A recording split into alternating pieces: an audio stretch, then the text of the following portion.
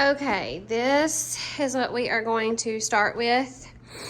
It's not as small as it looks. It is quite large compared to their whelping box, but I don't want it too big. It's just awkwardly shaped. I don't want it too big because potty training will go backwards, and they are doing flawlessly on their potty training and going on the trays and not in other parts of the whelping box. We've got our wobble board in here.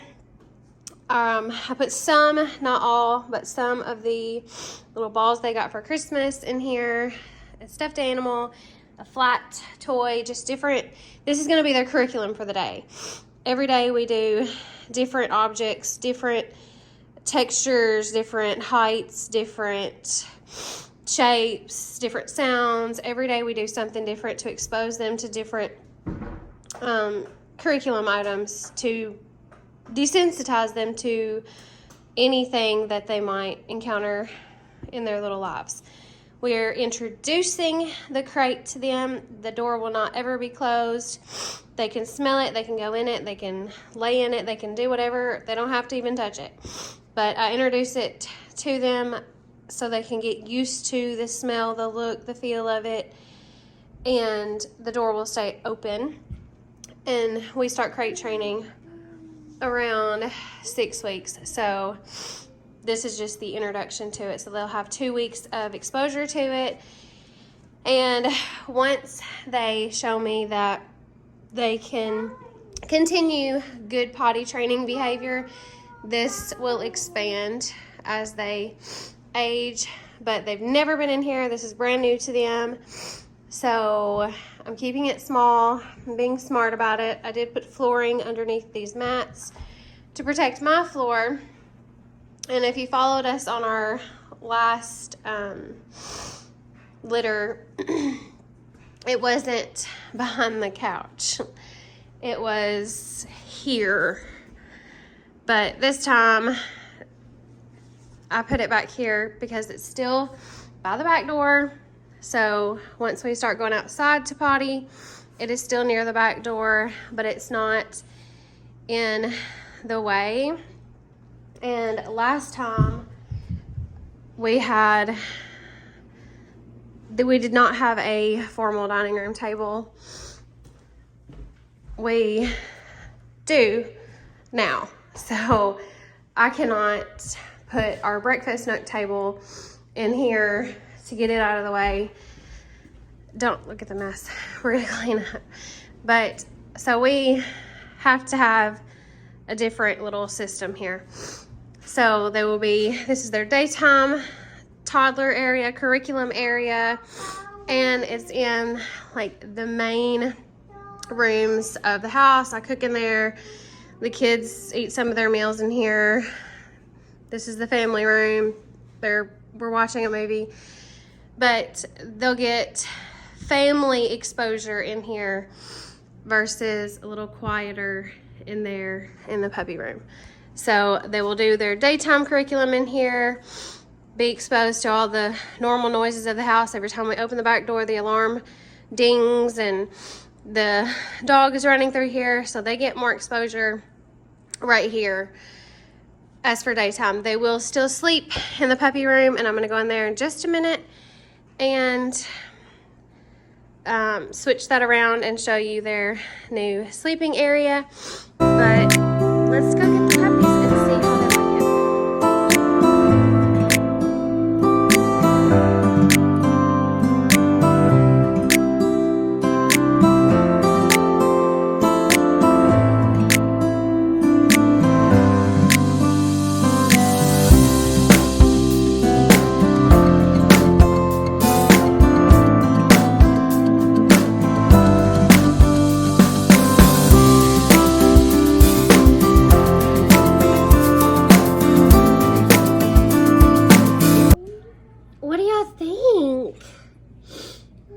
Do y'all love it? We're smelling and we're walking around. They're wagging their tail at that stuffed animal. Do you love it? Yeah. They're already pottying on their potty trays. I'm so proud. And part of their curriculum is I will get in here like this with them every day and make sure to empower them, call them to me, reward them with my marker words, yes, good job, and just show them that there's nothing to be afraid of when they cross the wobble board, because it does move, and when they walk across one of the balls and it moves away from them, and when they go in there, we empower our babies to try to make them as confident as possible during the short, oh my goodness, 8 weeks that we have them. Are you playing with the ball? Good job, yes. Good job. Oh, good job, baby. Mama, why do you want to ball? Yes, good job. You're already checking out the crate. Good job, baby.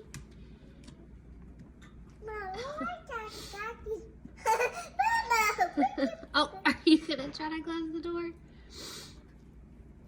You can't shut the baby in there. Are you checking it out? Yeah. Mama requested to get in here with her babies. They're all gonna go nurse. They only get puppy mush twice a day, and that just started today. So I feed them puppy mush 2 times a day, and then the rest of the time Maggie nurses them. She nurses them about every 4 hours right now. They cannot go all night without nursing on mom, and they cannot go all day. So she still nurses them and cleans up after them. Okay, ignore the noise. My kids are home until January 5th, so they're here always. But we are going to set up, I'm going to move the whooping box over there. If you followed our last litter, we put it over there as a feeding station for their puppy mush meals. And then here in the middle of the room, we have a sleeping area for them where they just sleep at night.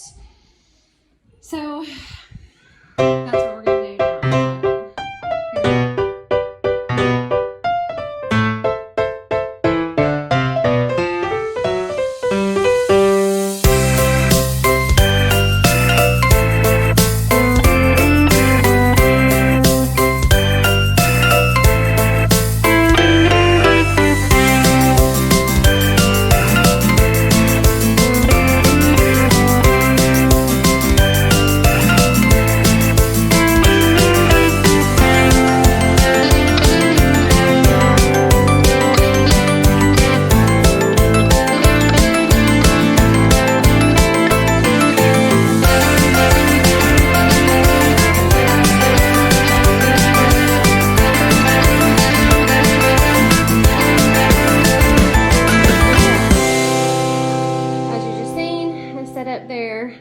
What I like to call their feeding station or feeding area.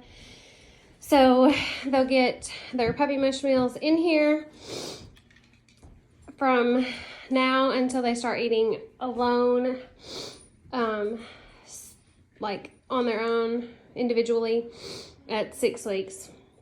When we start crate training, I start feeding them their meals in crates at 6 weeks. But for now, for the next 2 weeks, this is their feeding station. I put a potty pad in there, so if they're eating and they need to go potty, they can. But that way we have the toddler area, the curriculum area in the main part of the house. We have this feeding station that's only for feeding, and I'm about to set up a sleeping area in the other part of this puppy room. But in the puppy room, they will only sleep in here and eat in here. But this worked out so well with our last litter, having 3 areas. So when they sleep in the sleeping area, they wake up, I feed them breakfast in here. Then we go do curriculum in their daytime area, their toddler area. And then I don't have to immediately clean this. I can go run through curriculum with them. I can clean this after I'm done and they're napping. This worked out so well, so I wanted to do it again. But now we're gonna set up their sleeping area. Here we go.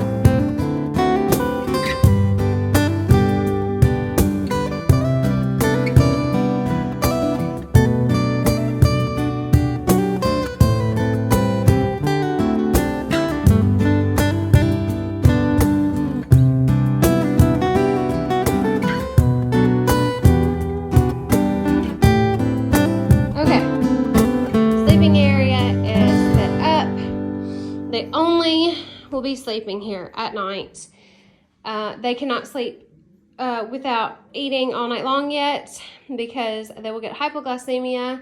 So Maggie will still nurse them in the middle of the night, but she does not want to sleep with them anymore. How we've had it where the whelping box was over here is she would literally sleep over there on the couch, and she gets up and feeds them every about 3.5 to 4 hours. But she does not want to sleep with them anymore. So I hear her and I'm listening to her. I listen for her cues. I watch for her cues. And she tells me when she's ready to not sleep with them anymore. And she's more than ready. She's been this way for about a week. But they will only sleep in here. Obviously, potty trays and beds. It is bigger than it looks, but it is very small in terms of having a litter of 10. But you want it small for potty training purposes, because if you make it too big, potty training is not going to work. So there's their sleeping area and their feeding area, and this is all in the puppy room. So all the curriculum will be done not in here, just feeding and sleeping. And obviously puppies have their TV, because I do play lullabies at night or fireworks, city sounds, to try to desensitize them to noises that they will hear outside of our little world here. And then when we want to watch movies or something, we use a different TV. But this is how it is looking right now. Sleeping area, feeding area in the puppy room, and their curriculum, daytime toddler area in the main part of the house. So I'm going to clean up my mess, and then I will walk you back through everything. Okay. Now, puppy room set up. My lights, tripods over here, extra curriculum, so I can switch it out every day to something that they've never experienced or seen. If y'all know me, I have a mini Cocker Spaniel that's really old and likes his own space. He's outside right now, but that is his little room that he prefers. We have their sleeping area. We have all the supplies that I need to keep their areas clean. Their weighing station. I moved my grooming table back in the puppy room, and I'll just move it out from the wall when I groom any of my dogs. So my grooming cart is obviously right there. Their feeding station, all my extra cleaning stuff, or some of it, and extra wellbeing pads. Maggie still does eat in here. She gets a bigger meal. She eats 3 times a day because she's nursing, and she gets bigger meals and more high-calorie meals. So she does eat in here, so the other girls don't get to it. These doors I can now open and obviously let the dogs go in and out at free will, but I can leave them open. And then, however, we can come in here either the way I just went or that way. Mama's still in there. And see the babies. There's somebody sleeping in the crate. That's Rudolph. And see the babies in here. It is right by the back door. So we are now all set up for our new 4 weeks. Do you want out? Our new 4-week setup. Want your babies? Our new 4-week setup is now complete. They are napping. They're doing still amazing on their pottying, but we'll run through curriculum in here every day. They will spend time in here introducing the crate and just being around the family environment in here. And they'll have their meals because they're still eating puppy mush and still all eating together. They'll have their meals in their little feeding station here, and then they'll go night-night in here at night, and Maggie will feed them 1 to 2 times in the night, but Brock and I, that couch does lay out into a bed, but Brock and I switch up sleeping in here or sleeping in there, and that way we can hear Maggie when she wants to get in there with her babies, or if the babies start crying and Maggie's not in here, because Maggie does prefer to sleep in my bed, so she does miss my bed currently. But we can let her in here a couple times a night and let her nurse the babies. So from 4 to 6 weeks, this is now our new setup. And then once we hit 6 weeks, we'll start full crate training, and I'll line up all of my extra small crates against this big wall, and it holds 10 crates on that wall. So that's it for now. So I hope y'all enjoyed this video, kind of real and raw, watching me go from just whelping box to a full toddler area, because we are 4 weeks old and growing like crazy. And we'll see y'all in the next one. Bye, y'all.